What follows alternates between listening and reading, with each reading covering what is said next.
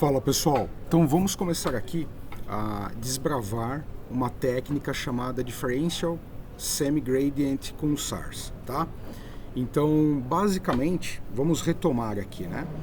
Nós temos aqui a ideia de um estado ou vários estados, onde o estado ele é caracterizado por algumas variáveis. A gente pode chamar essas variáveis de variáveis do ambiente, tá? Então temos três variáveis de ambiente aqui. E normalmente o teu agente ele vai olhar para esse estado caracterizado por essas variáveis. Então a gente pode imaginar aqui variáveis discretas, onde temos uma coleção dessas variáveis de ambientes, onde cada uma delas caracteriza um dos estados, ok? Cada uma delas com seus valores. E do outro lado, por exemplo, você tem, vamos pegar aqui uma cor, pegar o azul aqui, você tem as ações, né? Então ele tem as ações A1, A2 e A3. Podia ser quantas ações forem necessárias. E novamente você tem uma tabela esperada de qual ação tomar para cada um dos estados, né? Então, se ele estiver nesse estado, existe a possibilidade, né, caso você esteja trabalhando com o parâmetro epsilon de exploration e exploitation, se cair naquele momento em exploitation, é claro que você vai pegar a solução greedy daquela que for a maior esperança matemática de uma dada ação para aquele estado. Então, por exemplo, nesse estado aqui eu tinha um Q valendo 2, 6 e 4, é claro que eu vou escolher este aqui, a ação A1, a ação A2, aliás, né? Aqui eu tinha escrevido o 2 de uma forma ruim. A ação 2, para que ele execute essa ação dentro desse estado. Bom, acontece, retomando aqui o que a gente já discutiu, né? Que em algumas circunstâncias não é tão simples assim, ou não é adequado você discretizar o espaço de estados a tal ponto de você ter uma tabela que você possa de fato trabalhar, que você possa de fato escalar. Às vezes a tabela ela pode acabar tendo uma explosão combinatória. Então veja, nós estamos aqui com três variáveis e algumas linhas. Agora imagina em um ambiente onde você pode ter duas, três ou mais variáveis, mas que o espaço é contínuo. Ou seja, vamos falar de um sistema de controle, por exemplo, como o CARTPOL, que a gente já discutiu aqui lá no começo. O CARTPOL pode ser representado por um problema contínuo, um continuing tasks, né? Onde você tem de fato um processo que não tem um estado terminal bem definido enquanto a gente estiver dando conta. Então, nesse caso, o espaço seria totalmente contínuo, você teria infinitas possibilidades de estados.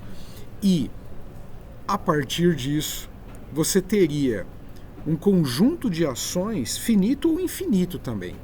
Embora, nesse caso, estejamos aqui representando e a gente vai trabalhar com isso, com um espaço de ações discreto, ou seja, eu tenho as ações bem definidas. Veja, um exemplo de ação com espaço contínuo seria você ter ali um carro autônomo e aí você teria a cada possibilidade de ângulo de variação no volante, de velocidade. Então existem infinitas possibilidades de velocidade, né? E daí essa combinação velocidade, direção, ângulo, isso começa a fazer com que as ações a cada estágio, né? Então, por exemplo, o agente está dentro de uma pista e ele vai fazer uma curva. Então, a cada fração dessa pista você tem um estado, né? Se esse carro está utilizando uma câmera, esses estados, mesmo que ele esteja no mesmo ponto XY, você terá ali a variação da iluminação do ambiente. Então, imaginando dessa forma, um mesmo estado ele pode ser representado de diferentes maneiras. O mesmo estado quando eu me refiro à mesma posição de um veículo em uma pista, embora aquela posição seja bem determinada, as diferentes condições, por exemplo, está chovendo, está à noite, está de manhã, está seco, enfim, está movimentada ou pouco movimentada, vai influenciar na tomada de ações do agente que está controlando esse carro. Então veja que a explosão de estados ela beira o infinito de fato, né? E aí a cada frame que a câmera vai coletando, ela, e de acordo com essas condições, ainda que ele esteja nos mesmos estados, nas mesmas coordenadas, ele poderá tomar ações diferentes. E aí a ação não vai ser A1, A2 ou A3, mas vai ser levemente para a direita, levemente para a esquerda, em determinadas velocidades, de acordo com o contexto. Então, é claro que você começa a enxergar a explosão de possibilidades que podem ocorrer em um cenário desse. Para este tipo de situação, a gente tem uma abordagem, algumas, mas, por exemplo, a primeira seria você representar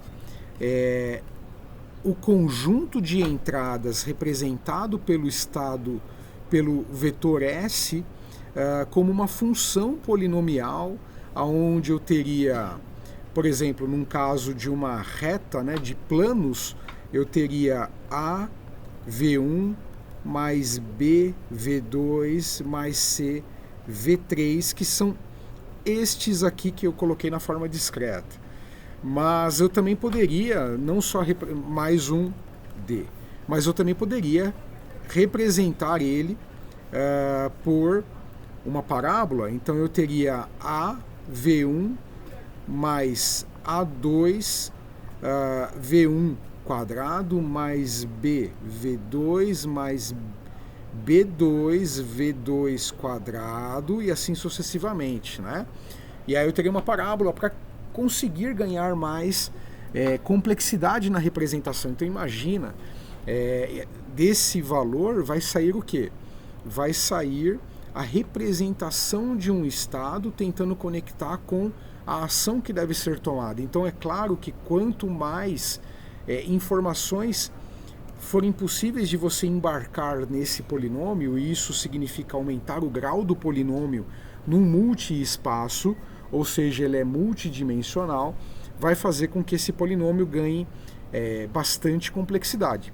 Embora, na forma polinomial de representação de estados, conectando com as ações a serem tomadas, você ainda consegue ter alguma explicabilidade do processo, porque você acaba enxergando de fato quais são os coeficientes que multiplicam por cada variável do ambiente, permitindo você identificar claramente a motivação de um cálculo de determinado valor de Q, de action value ou state value para um dado conjunto de entradas, né?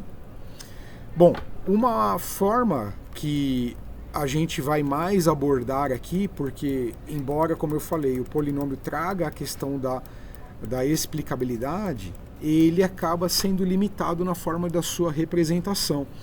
Uma forma de você conectar e resolver o problema de um espaço contínuo, onde você beira a explosão combinatória, com um espaço de ações, é você de fato utilizar redes neurais, né? Então aqui você teria três redes neurais, três neurônios aqui entrando aqui nos neurônios de entrada, e teríamos por exemplo, uma camada de neurônios aqui na hidden layer.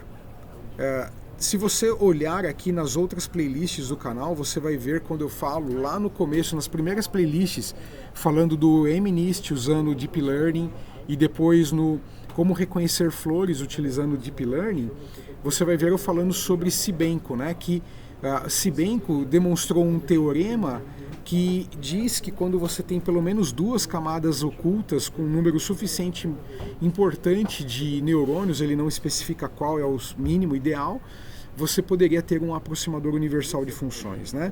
Então, nesse caso, a gente teria aqui 3 neurônios de saída, todos os neurônios completamente conectados, né? Então aqui, e a mesma coisa para todos os outros neurônios, você já pode imaginar que estão totalmente conectados. E aqui eu teria a minha A1, A2 e A3. E o que seria a saída? Seriam de fato valores lineares. Valores lineares, então esse neurônio daria uma saída linear, né? A partir dessa entrada, aonde esse valor é o valor de QSA, né? Deixa eu escrever melhor aqui. O valor de QSA, porque, ora, se ele está em um determinado S de entrada e ele calculou A, eu vou ter o QSA1, eu vou ter o state value do SA2 e o SA3. Daí você vai simplesmente selecionar o máximo, né, pela função argmax, e selecionar qual é a ação que deve ser tomada. Cada um deles vai retornar um valor linear na saída. Claro que no processo de exploration você vai selecionar arbitrariamente um deles, ou seguindo alguma regra de seleção greedy.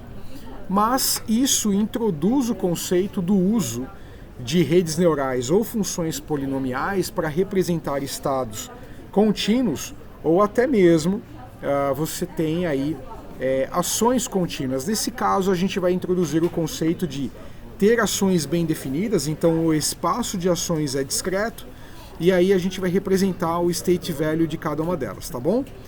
Então deixa isso daí gravado, comenta se ficou claro e até a próxima, pessoal. Tchau, tchau.